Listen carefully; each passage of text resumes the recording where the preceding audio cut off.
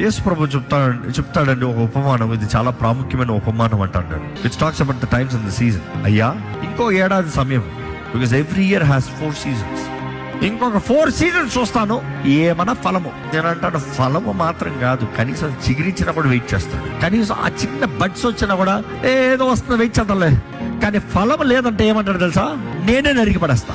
యేసు ప్రభు అక్కడ మాట్లాడేది మన గురించే. ఇన్ హిస్ వినియార్డ్, ఆ ద్రాక్ష తోటలో మనం ఉన్నాం, అడ్డంగా ఉన్నాం. ఇదిగో నీ జీవితం ఉంది, అడ్డంగా ఉంది. ఇదిగో దేవుడు ఇచ్చాడు కృప, దేవుడు ఇచ్చాడు రక్షణ, దేవుడు ఇచ్చాడు ఈ కుటుంబం, దేవుడు ఇచ్చాడు ఈ అవకాశం. ఏం చేస్తున్నావు? ఏమైనా మేలుందా? ఏమైనా ఫలం ఉందా? నీ జీవితం విధానంలో ఏమైనా మార్పు ఉందా?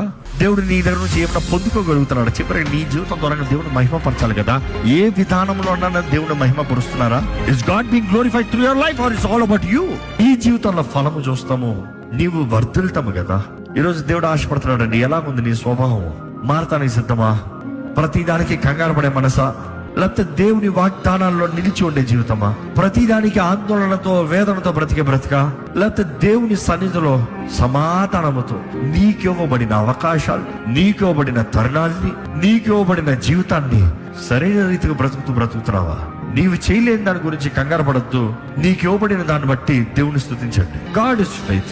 దేవుడు నమ్మదగినది, దేవుడు నమ్మదగినది. ఆయన కార్యాలు నమ్మదగినది. ఆయన మాట ఇచ్చాడు, నిశ్చయంగా జరిగిస్తాడు. కొన్నిసార్లు ఆయన నీకు చెప్పాల్సిన అవసరం కూడా లేదు. ఆయన నిర్ణయించిన దాన్ని సమయంలో చేసుకుని వెళ్ళిపోతాడు. ఎందుకంటే ఆయన తలంపులు గొప్పవి, నీ తలంపులు లాంటివి కాదు. దేవుడు చెప్పలేదా? నా తలంపులు మీ తలంపులు వంటివి కాదు, అవి ఆకాశం కంటే ఎత్తైనవి. ఆయన మేలైన తలంపులు కలిగి ఉన్నాడు. నీ జీవితంలో కీడైన తలంపులు కాదు. నీ జీవితంలో ఏ తలంపు తెచ్చినా మేలు కొరకే. నమ్ముతావా?